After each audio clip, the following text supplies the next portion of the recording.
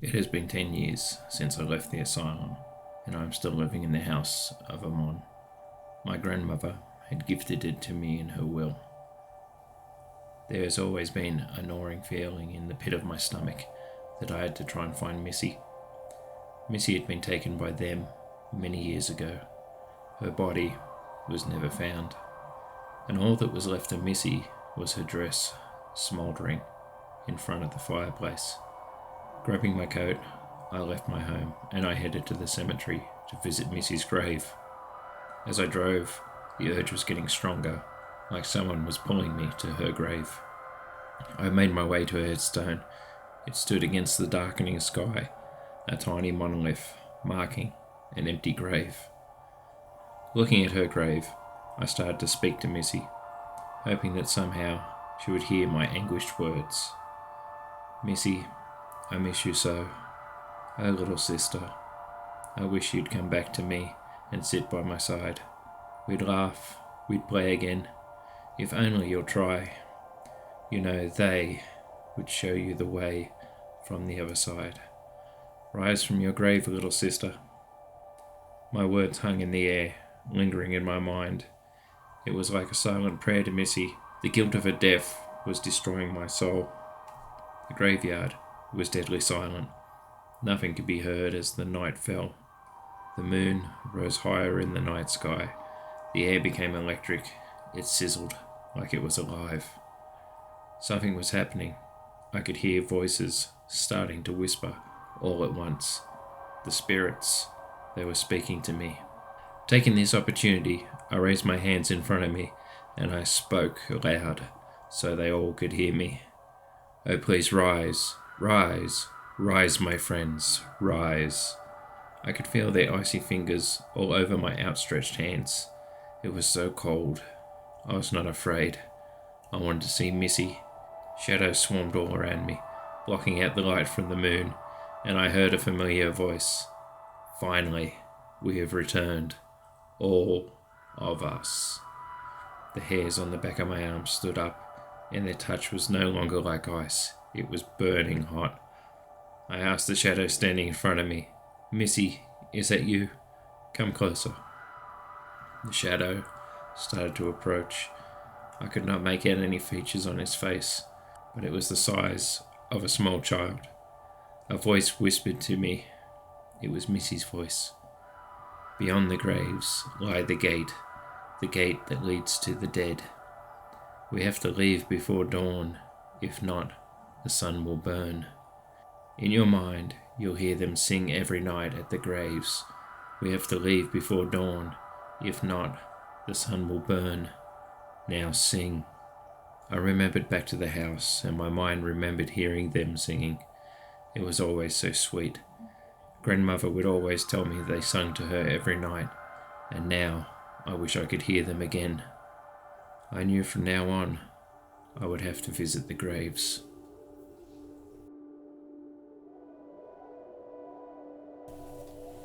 I cannot sleep at night anymore ever since that visit from Missy. I have tried and tried, but sleep, it just won't come to me. Every night at midnight I can hear them. They are dancing and singing at the graves. Their song keeps me from sleeping. I have given up on sleeping. That's what the day is for anyway. When I hear their songs, it kills the pain that is in my heart and in my mind. It is a sweet release. I have now realized that they are calling me to the graves, and I must answer if I want to see Missy. Even though she is dead, maybe they can give Missy back to me. I would do anything to see Missy again. It was almost midnight again. I must go back to the graves. Hurrying to her grave, I needed to speak to them and convince them to give Missy back. Stumbling through the cemetery, somehow I made it back to Missy's grave, and they were waiting for me. The dark shadows surrounded me again and moved in close. They were growling at me like they did the night the teapot was broken. I asked them to give Missy back. I pleaded, and they were silent for the longest time, and eventually they spoke. Then let us make a deal, an eternal deal. You will attend to the graves. You'll give us the house back, and keep in mind that we only come here at night. I screamed at them that they can have the damn house. I don't want my grandmother's house. So that night, underneath the starry skies, we made a deal. The house of Amon now belonged to them. I could feel the dawn was coming. The sun broke up the dark with its bright golden shards. I could not hear them singing and dancing anymore. Their voices were gone, and the pain came rushing back to me. Yesterday, I spent a full hour with my favourite doctor. Dr. Landau was still tormenting me ever since I left the asylum. It was one of my conditions of release that I see the bastard every week. His breath was stale and foul. It stung my nose each time he spoke. Dr. Landau looked at me over his glasses and started asking me if I was still struggling with nightmares about them. Finally, I decided that I would lie to this fool. He didn't deserve the truth. He always twisted my words and always alluded he had the power to send me back to that god-forsaken asylum. I told him my nightmares were gone, and I slept like a baby these days, and the nightmares were dead and gone. He raised his eyes in suspicion about what I was saying. He started asking about them, and I smiled as sweetly as I could muster, and I told him there never was a them. He asked me more questions, and I decided I'd give him the answers that he wanted to hear. Putting down his notepad and pen, he said, "There is no trace of insanity. Maybe the time is right now to have a visit from your family. I'm thinking of your mother. What does my little patient have to say?" I should have taken his stethoscope and forced it down his throat. That would have been so pleasant. The way this bastard had tortured me and kept me from my mother, it would have been the nicest thing I could have done to Dr. Landau. But my mother was at stake, so I behaved. That night, I went home and I cleaned the house top to bottom, getting rid of all the dust. There was no tea, and I even took the axe away. The only thing that was left in the house was memories. The sun started to rise, and I could not hear them anymore, so I went to my room, next to my grandma's old room. I was tired, so very tired. I closed my eyes, and I waited for sleep to come and take me away. The summer sky was clear, and there was a pleasant breeze blowing. The flowers in the garden were all in bloom. Their scent flowed through the air and made the day absolutely perfect. I was running, and I was holding Missy's hand as we made our way out of the sandpit. It felt so real, but I knew it was a dream. Missy was dead. I was jolted out of my slumber. The bed was shaking violently. The legs were rising and falling and banging hard against the wooden floor. The room was in darkness, but yet there was a cold chill in the air. The bed stopped shaking, and I could feel someone was in the room with me. Their presence was overwhelming. It was all around me. Was I dreaming still? No. I was awake. This was no dream. The figure was standing at the end of my bed. I could barely make out a shadow. The shadow was the size of a small child. She was standing there, still, not moving. This must be a visit from the dead. I glanced around my room, and my eyes fell on a mirror. The shadow didn't have a reflection, but there was something else in the mirror. Could it be? Had she returned? Missy was standing in the mirror, looking at me. Her eyes, they looked sad and lonely. Missy opened her mouth and she started speaking. "King, beware. Something bad is coming your way. King, beware. Just beware." I screamed at Missy to tell me what she meant, but she only responded with, "You know, King, we dead do not have any secrets, but I will send you a dream to explain." With that, Missy disappeared from the mirror, and I begged her to come back and explain what she meant by her words. A sudden wave of fatigue overcame me, and I couldn't keep my eyes open any longer. And as soon as they closed, sleep came.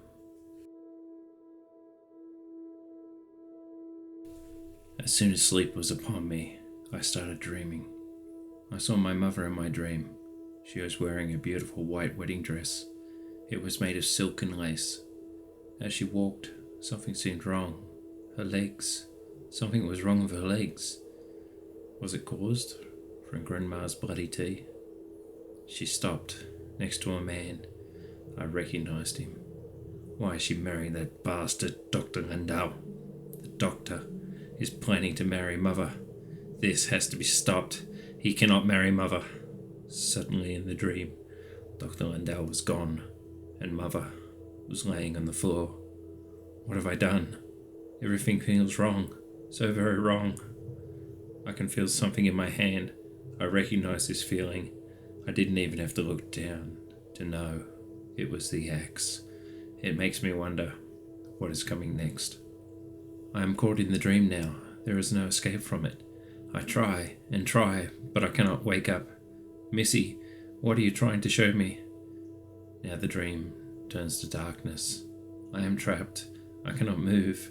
Am I blind, or am I stuck in a starless nightmare?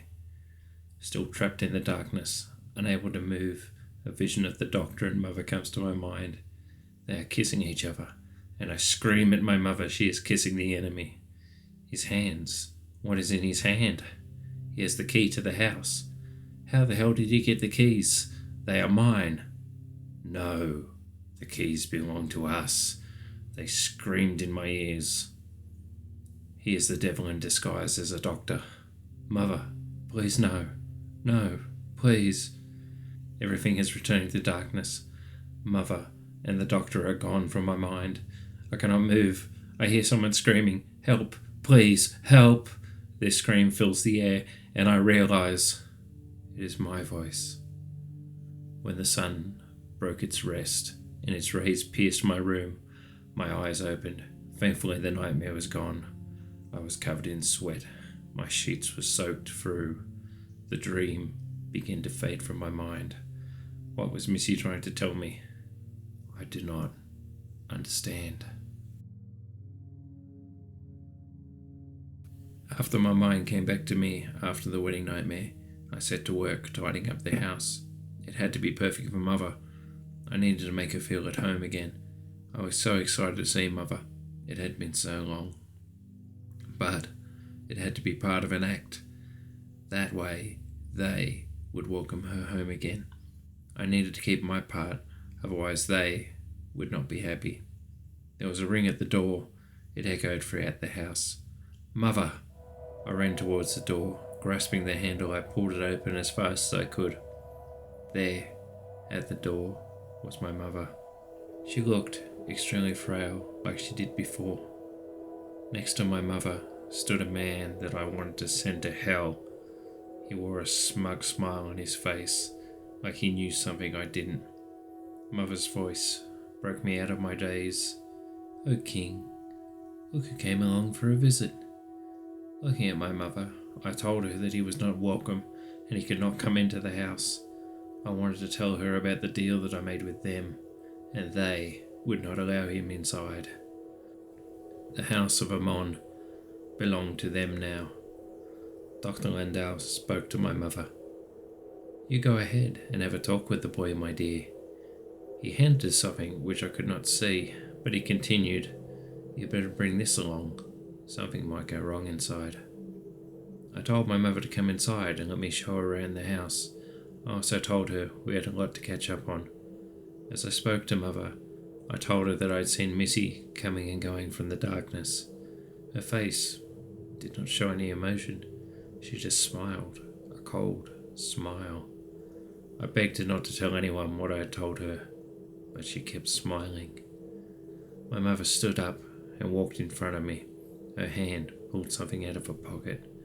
I saw her hand come upwards, and I saw what was in her hand. "Mother, what is that for?" I felt the needle pierce my neck as she pressed the plunger down. I tried to push her off me and stand up, but I started falling. I was paralysed, laying on the floor. The world was blurry, and it was hard to make out what they were saying. The doctor and mother, they were talking about going to church. They left me on the floor. There was no hint of guilt in their eyes. They had planned this. The doctor had planned this. I am sure they are heading to the local church to see the priest and plan their conspiracy against me. I am going to be victimised again by that bastard. The doctor and King's mother knocked on the preacher's door. He arose from his chair and let them into his church. They all agreed that none of them met on this day. The preacher led them into the depths of the church. The doctor looked at the priest, and he knew it would be easy to convert him to their cause. He spoke to the holy man. "Samuel, do you remember King? That loony boy who killed his grandmother up on the hill?" "Yes, my son, I remember him. He was doing the devil's work that day." "Samuel, he is back. The loony one is back."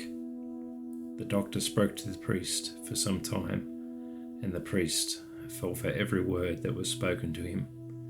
Landau told the priest all the horrors, both real and lies. Samuel knew that God's fury would be delivered this night, and he looked at the doctor with his holy fury, and he said, "From what you tell me, we cannot save him.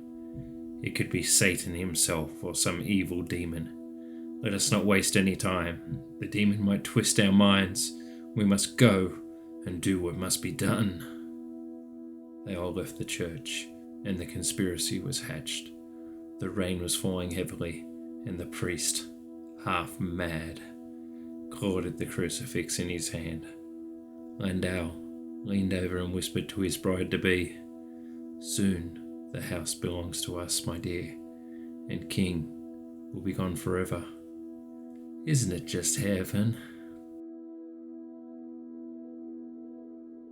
I heard the door open, and then I heard something being wheeled inside the house. I could hear them laughing in the distance. Dr. Landau and another man wheeled in a coffin. It was made of dark, polished oak. They stopped in front of me, and the unknown man opened the lid of the coffin. "Do you remember me, King?" I recognized his voice. It was the priest, Samuel. The doctor and the priest grabbed my arms and lifted my body off the ground and placed it inside the velvet-lined coffin. I could not feel it, as my body was still numb from the drugs that Mother injected into my body. The doctor looked at me laying in the coffin, and he mouthed goodbye as he slammed the lid. Darkness surrounded me. It seemed familiar. It was the same darkness from the dream. "Missy!" There were muffled voices from outside the coffin. I could barely make out what they were saying. "Who's going to set it on fire? Who's going to set fire to the coffin?" came the doctor's voice through the oak. "I think you and your wife-to-be should do it together, while I keep the demon inside with my crucifix." The doctor responded to the priest. "So it's into the coffin. Use the torch, and then we put his remains into his sister's grave, right?" Coldly the priest said to them both, "Yes, let it be done."